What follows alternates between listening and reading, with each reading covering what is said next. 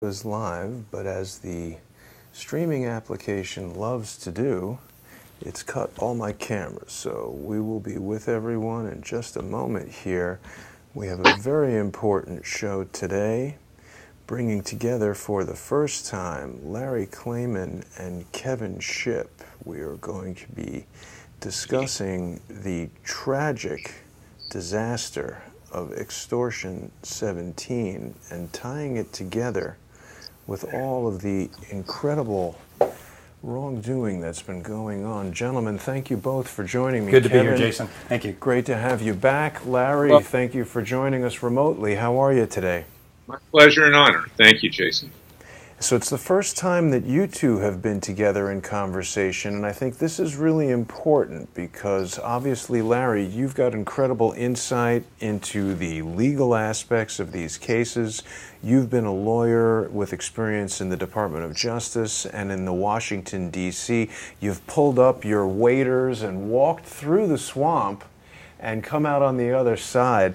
So let's talk about this, Larry. You're representing some of the family members who've survived the decedents in this horrible accident. Can you tell us a bit about that? Jason, this goes way back, and it goes back to August 6th, 3 months after bin Laden was allegedly killed. I say allegedly because people question whether he was killed the way it was said. But in any event, our client's sons were loaded onto a Chinook helicopter at the last minute. 7 Afghan commandos that were going on a joint mission were taken out of that mission, and no one knows who was inserted. They then went into the Tangi Valley to kill a major terrorist. There were 30 special ops on this Chinook, including at least one SEAL Team 6, possibly more, and it was shot down. And there's never been an adequate explanation as to why 30 special ops were sent into a mission like that, particularly without any eyes in the sky. There weren't overhead, running a kind of surveillance to see what was going on the ground. The helicopter hung over the crash site, ultimate crash site, for about 13 minutes, like a sitting duck. And the government claimed that an RPG shot it down. It's a 1 in a million shot to do that. And there's never been an explanation. What happened after that, to make the long story short, you can see all of it on our website. We have press conference about 4 to 5 years ago. It's held in Washington, D.C. with the families, with retired military people like General Boykin, like Admiral Lyons and others. And it really is inexplicable because when our clients tried to find out what happened to their sons, and some of them were cremated, as a matter of fact, without their permission. Wow. They were just stonewalled. And here's the particulars of it, and I'm just summarizing. You can see that video. It's very compelling at freedomwatchusa.org, is that black box wasn't found. Ordinarily, there'd be a black box at the crash site. I used to, in a kind of a black humor type way, make a joke about that it was claimed that it washed away in a flood. Well, there hasn't been a flood there since Noah's Ark in Afghanistan. And then there was no explanation as to who those 7 Afghan commandos were that were taken out. One of the sons of our clients, Michael Strange, is believed that he was there and hit the ground, his body intact, yet he was cremated. When the bodies were brought back to the place where they were sent off, to Dover Air Force Base, there was a Muslim cleric that gave a prayer. This was an Obama special, of course, Obama being half Muslim. In fact, over the last 8 years, entirely Muslim in his heart. But this Muslim cleric gave a prayer damning our servicemen, our fallen heroes, to hell as infidels. What? Unbelievable. That and is. The clients had this. Unbelievable. So, to make a long story short, we tried to get a congressional investigation of this. And we went to Darrell Issa, then chairman of the Government Reform and Oversight Committee. He then assigned Jason Chaffetz at the subcommittee to do that. Jason Chaffetz is now a Fox News commentator, which is frankly where he belongs. He doesn't belong as a congressman. And it was a cover-up. And they brought people into the hearing that had no knowledge of what had gone on. And they also, basically, it was just a tribute. And Jason Chaffetz, and I have great respect for the Mormon religion, particularly after representing the Bundys, but Jason Chaffetz did a Glenn Beck at the end of the hearing and started crying. And I mean, it looked totally phony to me. And in fact, when I asked him if he was going to pick up with another hearing, he just walked off after that hearing. It's been a cover-up. One of the reasons for that is that it may have been an inside job. That's what Charlie Strange thinks. You're going to be interviewing him on August 6th, the anniversary of this crash and this tragedy, the biggest loss of life in the Afghan war, still unexplained. And somebody may have given up those coordinates. Who knows, even for cash. It's potentially possible. And then long after that press conference, there was a whistleblower who came forward, Joni Marquez. And there was, in fact, an eye in the sky, we found out. And she was there with an Air Force pilot. She's a female Air Force lieutenant. And she saw what was going on in the ground. In fact, tried to call off this raid. And no one responded to her. And then she saw, basically, our client's fallen sons being slaughtered on the ground. And she came forward and gave an interview for Sinclair Network. Sarah Carter did that at the time. And all of these things are still hanging out there. And there's a huge cover-up by the military against our brave men and women. I would hope that President Trump will take control, because he's shown a great interest in our veterans. And finally, some peace by giving them an adequate explanation as to what went on. It's a real tragedy, and it's a cover-up. And I might add, when this tragedy occurred, Helmut Karzai, the very corrupt president at the time of Afghanistan, actually announced the attack and the tragedy before our families were even involved. It's possible that Karzai gave up the coordinates and made money on it. He's one of the most corrupt leaders in the history of even the Middle East, and that's saying a lot. And this is where we stand today. Now, we do have a lawsuit pending against the Taliban, against Karzai, against Iran, because Iran finances these terrorist activities. In this case, it was the Taliban. And that's going to a default judgment and a hearing. Ultimately, it's been a long time pushing that through the courts. We've had a difficult judge. But finally, we're breaking through. And there will be justice in that regard in the civil court. But there needs to be justice in a criminal court. And this gets us back, Jason, to what we've been doing with our citizens' grand juries, is that once we're finished with Hillary Clinton, Bill Clinton, Robert Mueller, James Comey, John Brennan, former head of the CIA, James Clapper, former director of national intelligence under Obama, Obama himself, who's been behind all of these crimes. Once we indict, convict, and have them sentenced, I'll be asking President Trump to actually send the U.S. Marshals to have them arrested after we get the convictions. And you can see what we're doing at our Justice League at freedomwatchusa.org, pushing that forward. We're hoping to do citizens' grand juries in Austin, Texas, in conjunction with people like yourselves and InfoWars and others, is that we will seek to mete out justice here. And then we'll get to Extortion 17, and we'll indict some of these people who were involved in covering up this tragedy, because it is an obstruction of justice. And I believe that Jason Chaffetz himself engaged in an obstruction of justice in covering this thing up. So we're going to get to that. And that's the quick summary of it. You can read all about it, so to speak, at freedomwatchusa.org. You can find the press conference. It will tell you everything, at least as of 5 years ago, where we stood on this. And of course, we've been doing work after that in our various lawsuits to bring about justice.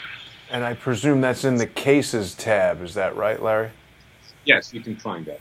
So if people go to freedomwatchusa.org, they can join the Justice League to support the citizens' grand juries. They can, of course, donate to freedomwatchusa.org with the donate button, and you can go through the history there and learn about all these cases.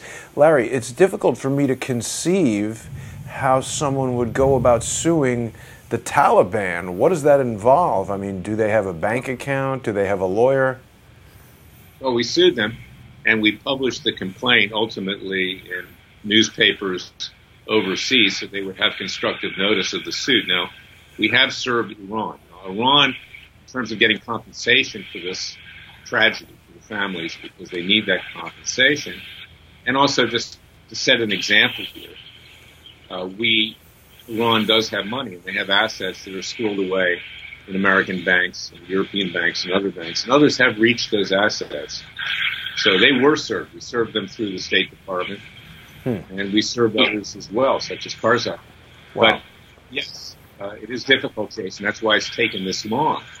And we are seeking to enforce the summonses that were served upon them. And, of course, they didn't respond to the summonses and the complaints, and now we're seeking a judgment. Right. And Larry, I wanted to bring you together. Sorry to interrupt you there, Larry, and I hope that we stay constant with our broadcast here. There's now a tsunami going on outside. But I wanted to bring you together with Kevin today because I wanted to get his input from an intelligence assessment standpoint.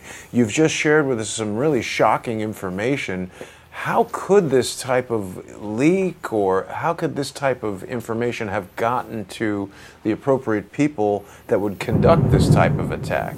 Well, having seen the government cover-ups before, specifically in the CIA, and operational things, the government will cover anything up before it has to take responsibility for any tragedy like this one. It's what they do. It's their procedure.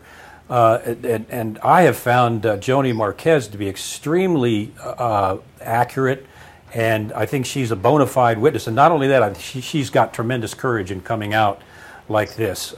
So I think she's critical and crucial in all this. But a crux of this is the ridiculous rules of engagement that they put our troops under in Afghanistan, where they couldn't fire until they were fired upon. So Extortion 17 hung there like a target, unable to fire or face penalties when they got back, and then took the RPG in the rear tail. And as Ms. Marquez tells it, she was ready to lay down suppressive fire, made several requests to do so, and with no response and no authorization. That sort of thing does not happen by accident. That was intentional. Somebody back in Washington or at the Pentagon was refusing her, and she's an Air Force captain, from laying down fire and protecting Extortion 17 and the choppers that usually go in before these helicopters and these missions. The choppers that were supposed to do the lead were ordered elsewhere, so they were absent when Extortion 17 was attacked. So this thing stinks from several different angles. I met with Billy Vaughn just after he published his book. He and I had a heart-to-heart meeting, and Karen Vaughn's written a book now. These families need some closure, and this, what appears to be, without question, at least in my mind, a cover-up. This needs to be pursued, and it needs to be exposed. And Larry, I couldn't agree with you more. There needs to be some criminal indictments leading up to what the government has become at these levels of James Comey, Peter Strzok, McCabe, and the others. They have clearly violated Title 18 USC in several provable, documented cases. They need to be charged, and they need to be indicted. That's just an example of what the government will do to protect itself in cases like this, like Extortion 17. So, Larry, well, you raised the point, Kevin, that I left out, the rules of engagement, which is actually the major, and that is under Obama, you had to be fired upon first before you could fire back. Now, that's obviously a better situation right now under President Trump, which is why we've had some success in the Middle East. But we remember the movie American Sniper, by in Hollywood, and it's a terrible situation that we sent these boys into battle and didn't allow them to defend themselves. Clint Eastwood's movie really says that. In the beginning of the movie, he's focusing on what's likely a terrorist, and one of his colleagues, one of his partners in the military, is saying, you better not fire too quickly because you're going to be held accountable for this. You better think it through. So this is what our troops have lived under Obama, and their war crimes. They were covered up. And I personally believe that someone betrayed these great heroes and sold them out to the Taliban, perhaps through Karzai, for money, for hard cash. This was 3 months after bin Laden was allegedly killed. It was a great prize for the Taliban, and it obviously boosted their morale and their spirits, and resulted in the death of our client's son. It's a very tragic death. And with regard to Michael Strange, inexplicably, who was a Christian, he was cremated. Now, generally Christians and Jews don't cremate, particularly when the parents didn't give consent. Charlie Strange did not give consent, and Strange is going to be interviewed on August. Excuse me, Charlie Strange is going to be interviewed on August 6th, along with his wife Marion Strange. They believe that Michael actually was thrown out of that copter, and I know Billy Vaughn, because we had represented him and Karen for a while as well. They feel there may have been some shrapnel, in the bodies of their sons. Perhaps the substitute Afghan commandos may have, in fact, caused a terrorist attack inside the helicopter. So there are all these different possibilities, but the crash report makes no sense. It has a lot of gaps. And I'll tell you something, Jason Chaffetz, he's got his right calling right now. Let him be a commentator on Fox News, because as a congressman, he was absolutely worthless, and he covered this up. Larry, why would Jason Chaffetz want to cover this up? Do we have any indication of what the motive may have been? Well, I'll let Kevin weigh in too, but one of the motives is that this was, as Kevin said, likely a government cover-up. Now, intelligence agencies at the time, run by Obama, under Brennan, under Clapper, under General Alexander, they have dirt on everybody. They were mass-surveying everybody. Who knows what they have on Chaffetz? Why did Chaffetz unexpectedly resign from a chairmanship in the U.S. House of Representatives, a very powerful committee, the Government Oversight and Reform Committee? Why? Why did he take an exit stage left? What did they have on him? What did he think may come out? So there's a lot of unanswered questions here. He should be under investigation himself. Yeah, Larry, and the way that it has been done for years with some still existing congressmen and the Gang of Eight is the CIA will come and read them into the program. Once they're read into the program of the operation, they sign a CIA secrecy oath with the penalty of prison if they talk about it to anyone. If they brought Jason Chavez in and read him into this and then bound him by the agreement to shut up, and now he's threatened with prison, the CIA routinely manipulates Congress and congressmen that way. And to usurp your responsibility as a congressman, if that indeed was the case, is inexcusable, and as the CIA often does in those cases, is also criminal. Well, it's interesting that you mentioned the CIA, because the person who was doing the investigation under Chaffetz, the staff person, was a guy named Jim Lewis, former CIA intel officer, base officer. And he was instrumental in covering this up. And he was telling our staff things which simply weren't true, leading us to believe that there was going to be a bona fide investigation. And in fact, the clients were supposed to testify at the hearing, and at the last minute, they were disinvited from testifying. So I think it was an inside job as well, and the CIA played a very big role in that, and Jim Lewis was their way to effect this cover-up through the Government Oversight Committee. Now, of course, this story's been covered, but it's another one of these things that we haven't heard that much about it. I feel like I've heard more about Stormy Daniels than I have Extortion 17. It's convenient, isn't it? Well, and we've talked about this before. We will on future shows. The intelligence community, specifically the CIA's influence over the national news media, which I've seen personally, the Washington Post go and divulge information to the CIA. So there is intelligence manipulation, Mockingbird 2, if you want to call it, where they are manipulating the media and making sure they don't cover things like Extortion 17. That's still going on. It's still an active program. We talk about that in one of our lectures, and that's a part of this whole thing, I think without question. So, Larry, how does this whole cover-up of the Extortion 17 attack play into some of the other things that we're hearing about? You know, for instance, just last week, we heard James Clapper say that Obama has been, behind the whole, Russia hacked thing. We've heard about how the Obama administration basically supercharged the Stellar Wind program that allowed them to just spy on everyone and everything. Part of the whole scenario that we live under today, Jason. I mean, you can't believe a word the government says. The government has broken away from it. Yes. It represents its own interests. its own power interests, its own money interests. Money, does change hands in Washington, D.C. and elsewhere.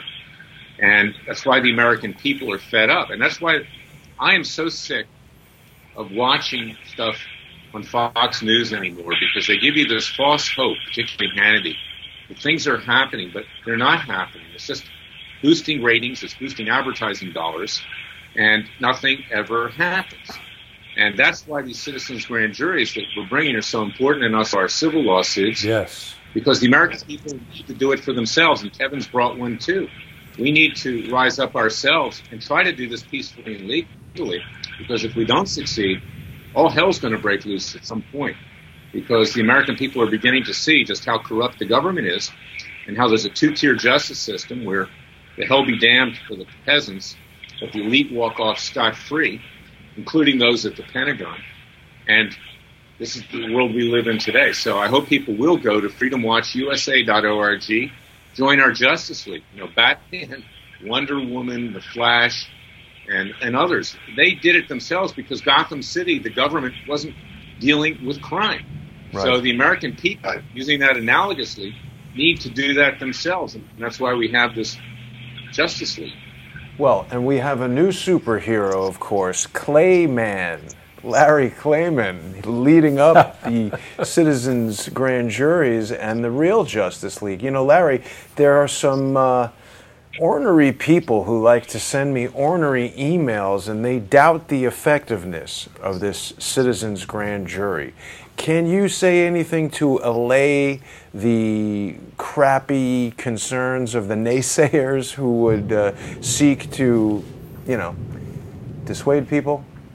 These people, I understand why they may be cynical and why they may think it's not going to work, but there were a lot of colonialists in 1776 that were cynical too and didn't back our founding fathers, but yet we won against all odds.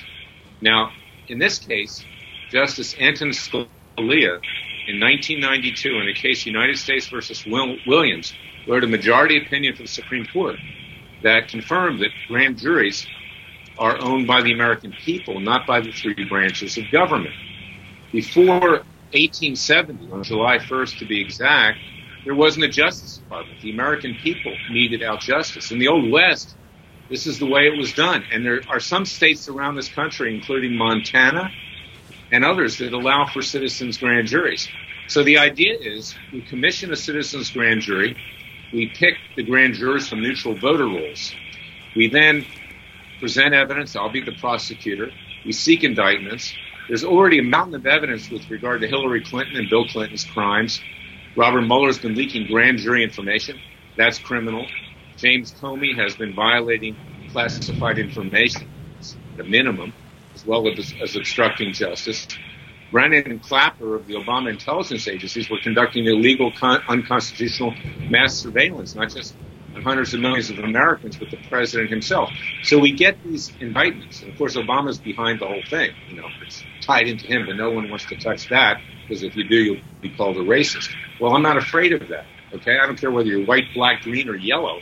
You need to be held accountable, even if Obama's both. And here's the thing, is that once we get these convictions and we sentence them, let's put this on the desk of President Trump. He's been getting very bad advice from his lawyers.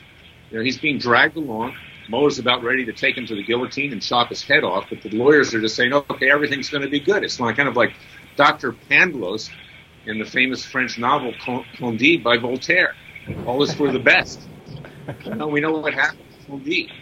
So we need to push this thing forward ourselves, and let's put it on the president's desk and say, look, President, you're a great president. You're a man with courage. We've gotten you these convictions. We've gotten you the sentences. Why don't you order the U.S. Marshals to arrest these people and then imprison them in a federal prison? And if that doesn't work, we also have the right to do citizens' arrests, which we will seek to do peacefully and legally, and show up in front of Hillary Clinton's house, for instance, in Colorado, Washington, with thousands of people demanding that she turn herself in. It can look like the French Revolution at the Bastille. At that point, we won't resort to the violence they did in France. But that's where we're at. The people can take control. And with that kind of force, legally under our Constitution. And all of this is legal. And with all of that response, which the American people are likely to give, I believe that ultimately we can be successful. I love that response, Larry. Let the naysayers chew on that. Yeah. But I mean, what else can we do? So many people ask me, what can we do? And here we have Larry actually doing it, Yeah. you know, relying on the law to Very do important. Yeah. what we can do. Yeah, Larry, you're so right. We're under a post-constitutional government right now. The CIA, the NSA, and the FBI have gone rogue.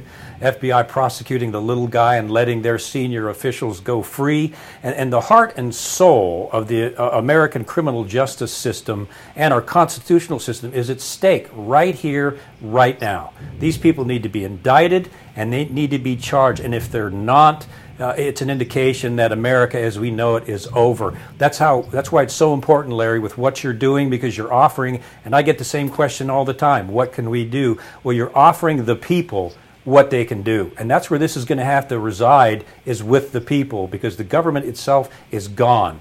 And now the people have to do something. They have to take action. And I think your plan is right on. And Texas obviously is one of the states. Sorry, Larry. Texas is one of the states, obviously, where you can impanel. I agree with you. This is not only gone, it's actually working against the American people. It's an evil force. Yes, agreed. And you can see it all embodied in John Brennan. I mean, this guy, former communist, people think that he even converted to Muslim and Islam and made a prayer rug in his office at the CIA. Yeah. Yep. This guy is pure evil.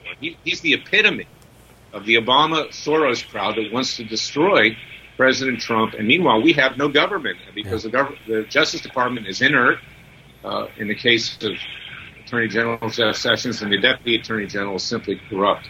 He's the Obama holdover. So what else do we do but citizens' grand juries? The only other alternative is violent revolution. I agree. Now, Kevin, did you ever interact with John Brennan in your time at the agency? John Brennan, when I came out to expose a CIA cover-up and my family was poisoned, almost died after I exposed that cover-up. I was hit by the CIA with the state secrets privilege to seal all the evidence that I'd collected that drove them to settlement. And it was John Brennan, who was the chief of staff in the CIA at the time under George Tenet, that went after me and my wife and kids, trying to silence us, abusing illegally the state secrets privilege. So he was rearing his ugly head way back then.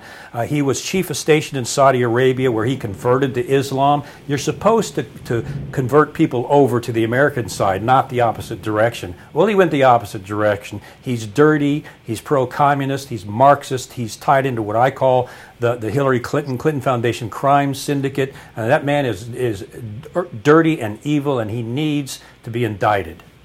Larry, what's going on with the removal of John Brennan's security clearance? We've heard about that. Trump was talking about that. Before I get into that, he was the perfect CIA director for Obama.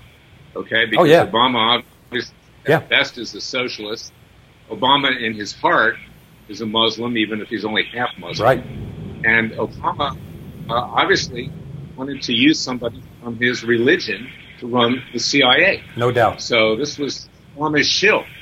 And with regard to removing security clearances, well, that's a slap on the wrist. I mean, Kevin will tell you, it may make it more difficult for Brennan and Clapper and the others to get jobs in the defense industry without a security clearance. But, you know, they're making so much money hand over fist right now, CNN commentators and otherwise. They don't need it. And that was just kind of a way for the president to try to say, well, I'm going to do something. And this is why I'm critical of his lawyers, Giuliani and Jay Sekulow and others, is that they need to have this president emboldened to be himself. And what he can do right this week, in my column in WorldNet Daily tonight, we'll talk about that, is that the House of Representatives, Jim Jordan and Mark Meadows, introduced articles of impeachment. Well, they have no interest in impeaching, regrettably, Rosenstein. If they did, they would have had the impeachment set down for a vote before the recess. This was cosmetic. And in addition to that, Paul Ryan, the Speaker of the House, he's against any impeachment, as is Trey Gowdy and others, other establishment Republicans. But what the president can do is use this as cover to finally fire Rosenstein. Get rid of Rosenstein, and get rid of Mueller. And The president won't even have to have his fingerprints on it at that point. Put a person of integrity in there as deputy of attorney general, given the fact that Sessions has exited stage left. Don't put someone in there like Christopher Wray of the FBI. He's just a tool of the establishment and nothing. He's covering things up, too. The president made a mistake with that appointment. But put somebody exactly, in Larry? How exactly does this give President Trump a path to firing Rosenstein? I didn't understand that part. Well, because it's the impeachment part of it, even though there's never going to be an impeachment and conviction. It's somebody else who came forward that took what appeared to be a strong action, even if it's not. They have valid reasons to impeach him if they're really serious. Not. The president has valid reasons to fire Rosenstein for obstructing justice with regard to the Department of Justice and turning information over to Congress. Now's the time to do it. Limited damage politically to the president. I don't think there'd be any damage, frankly, that would last even if he fired Mueller at this point, but he's not going to do that, given the advice of his lawyers. Get rid of this guy who's given Mueller a free ride and has rubber-stamped everything Mueller is doing as part of his witch hunt. So let's talk a little bit more about the president's lawyers, because that's been a hot topic lately with Michael Cohen secretly recording a conversation. Is that not a gross, almost unbelievable violation of the attorney-client privilege, Larry? Well, it is, and we'll be filing bar complaints in New York against Michael Cohen. I mean, it should be a chip shot. The guy will be disbarred, but it really doesn't matter. He wasn't much of a lawyer anyway. Even before that, he was just a bagman. That's all he was. And if he gets out of this by lying about President Trump, and today, of course, he's saying that President Trump knew about that infamous meeting, according to CNN and MSNBC, at the Trump Tower with Russian operatives. If he somehow escapes like Houdini from doing a lot of time, expect him to go back to being a bagman, because that's all he really is. What is the legal downside for Michael Cohen? What is he at risk of doing time for? You know, we don't know. We don't know what Mueller's got when he raided Michael Cohen's home and raided Michael Cohen's office. We don't know. But, of course, the Democrats are alleging that this was a campaign finance violation, pay off Stormy Daniels, and to also arrange for payments to Karen McDougal, another person allegedly who had an affair with the president, is that because it would be an in-kind contribution that would have assisted the president in being elected, it should have been reported to the FEC. But those kinds of violations are rarely, if ever, turn criminal. They result in civil fines in any event. But there may be other things out there. I think we've got a major problem here, Larry. Fire alarm, yeah. That went off. That was a fire alarm. Wow. We must be on to something hot here, brother. Yeah, it's all. If it comes on again, I guess we got to evacuate. Wow. Yeah. Wow. Yeah. There is a thunderstorm going on outside, but that was an extremely loud buzzer. Yeah, it was. was. Okay, so let's keep going while we're able.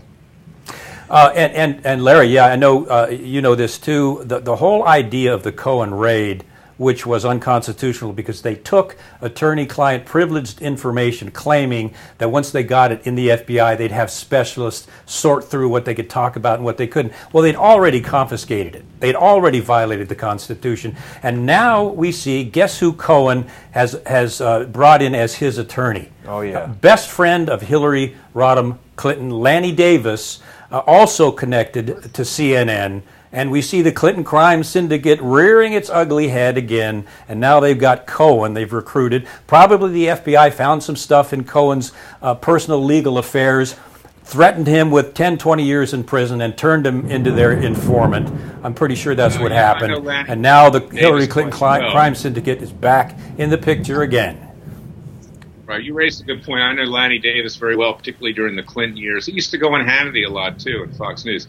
He tried to be friends with both sides, tried to sound reasonable. The guy's always been a political hack. Yeah, he's a smiling snake. You know, he's not there to defend Michael Cohen. He's not a criminal defense lawyer. He's an election lawyer. He worked for Patton Boggs and Blows, who invented the concept of legally bribing congressmen and senators to get what they wanted for their clients. The guy is sleaze extraordinaire. I sued him during Judicial Watch years. He hates my guts. I hate his guts, frankly, because he's a complete fraud. He's a complete fraud. And he's in there to basically decapitate the President of the United States. He wants to be a hero in the twilight of his career to be the one who slays President Trump. And he's using Michael Cohen to do it for Hillary Clinton, who wants to, of course, run for president again, and, the other criminals that want to see Trump gone.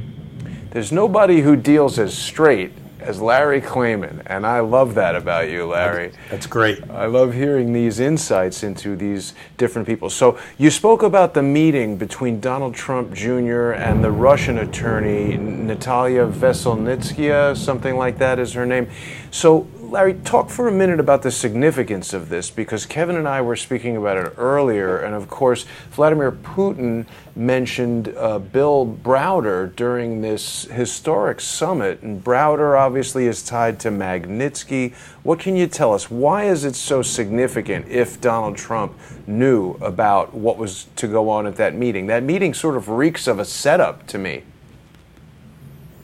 Well, it does, but it's frankly not that significant unless you're CNN or MSNBC or the Washington Post or the New York Times. It's really not significant because nothing ever came of the meeting.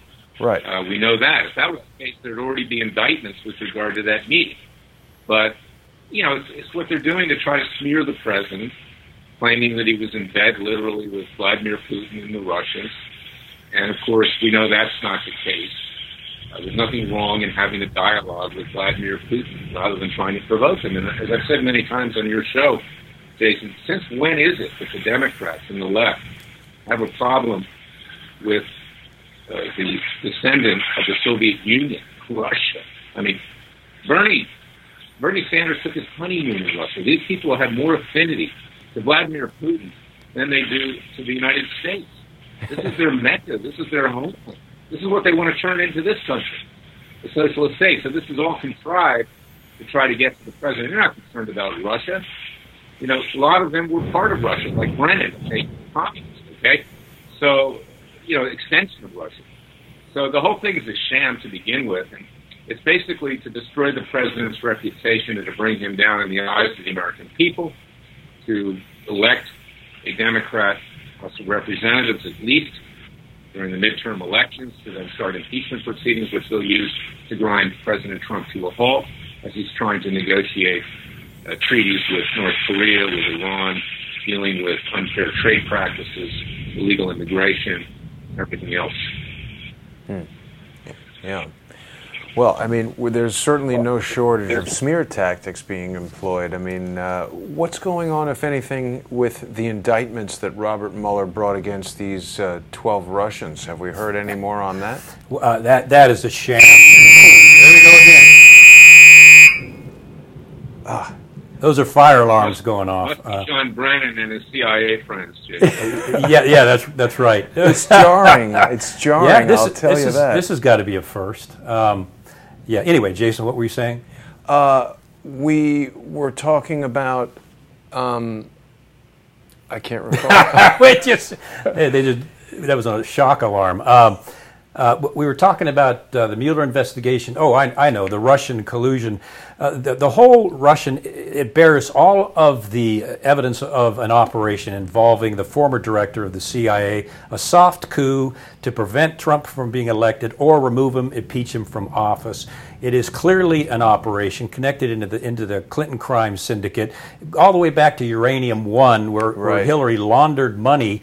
Uranium One, the uranium is not it's important, but it's not the real issue. The real issue is Hillary Clinton was working with the Russians in a counterintelligence op by Putin and got $145 million into the Clinton Foundation, which cannot be accessed through freedom of information and can't be subpoenaed by Congress. It's an international PAC, is what she set up, making millions of dollars in the process. So what when you, in counterintelligence, when you want to attack the enemy, you accuse them of what you're doing. And that's what they're doing here. They colluded with the Russians. They took money from Russia. The Clinton campaign did. So they turn around and they're accusing Trump of doing, essentially, without a doubt, what they did. That's their standard practice. I mean, Trump doesn't need their money. He doesn't need their money like the Clintons do in terms of their money laundering scheme. I used to say, and I still say, there's no crime that's beneath Hillary Clinton. Right. She even tried to steal the White House furniture at the end of the Clinton administration. She was caught to bring it back. Then she tried to steal State Department furniture at the end of her reign as Secretary of State. There's no crime that's beneath. Shameless. Frankly, the two of them are white trash. Yeah. That's what they are. What a princess. I don't know if you ever heard Buzz Patterson speak. He carried the nuclear football for Clinton. He had a lot of interaction with Hillary and her criminality and her psychopathic personality. And he was asked, Buzz, if you were to describe Hillary Clinton based on your experience, how is she? What's she like? And he said, well, the only way I can put it is she's a wicked, evil bitch.